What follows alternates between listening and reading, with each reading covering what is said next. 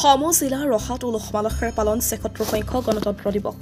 ৰহা সমজিলাত গণতন্ত্ৰ দিৱসৰ পতাকা উত্তোলন কৰে ৰহা সমজিলা আয়ুক্ত পিলিচ VLS হাংশালে। আৰক্ষী বাহিনীৰ লগতে বিভিন্ন বিদ্যালয়ৰ ছাত্ৰ-ছাত্ৰীসকলৰ দ্বাৰা কুচকাৱাজ প্ৰদৰ্শন কৰাৰ লগতে ছাত্ৰ-ছাত্ৰীসকলে গীত নৃত্য পৰিৱেশন কৰি সকলোকে আপ্লুত কৰি তোলে। সমজিলা হিচাপে প্ৰথমবাৰৰ বাবে ৰহা ক্ৰীড়া সন্থাৰ খেলপথাৰত অনুষ্ঠিত এই গণৰাজ্য দিৱসত ৰহাৰ বিধায়ক শশীকান্ত দাস, জ্যেষ্ঠ নাগৰিক, চৰকাৰী বেচৰকাৰী বিদ্যালয় মহাবিদ্যালয় শিক্ষক-শিক্ষয়িত্ৰী, অনুষ্ঠান প্ৰতিষ্ঠানৰ প্ৰতিনিধি, ছাত্ৰ-ছাত্ৰী আৰু গণমান্য ব্যক্তি সহস্ৰাধিক ৰাইজে অংশগ্ৰহণ কৰে।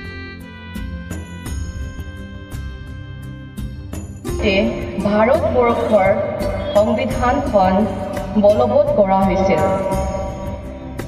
এই দিনটোৱে আমাক আমাৰ স্বাধীনতা সংগ্ৰামৰ কথা আৰু পূৰ্ণ স্বৰাজ লাভ কৰিবলৈ আমাৰ দেশৰ মহান স্বাধীনতা সংগ্ৰামীসকল কেনেকৈ নিজৰ জীৱন উৎসৰ্গ কৰিছিল সেয়া মনত পেলাই দিয়ে। তেওঁলোকৰ সংগ্ৰামৰ বাবে আজি আমি এখন স্বাধীন আৰু গণতান্ত্ৰিক দেশৰ বাস কৰি আছো, য'ত প্ৰতিজন নাগৰিকৰ সমতাৰ অধিকাৰ শোষণৰ বিৰুদ্ধে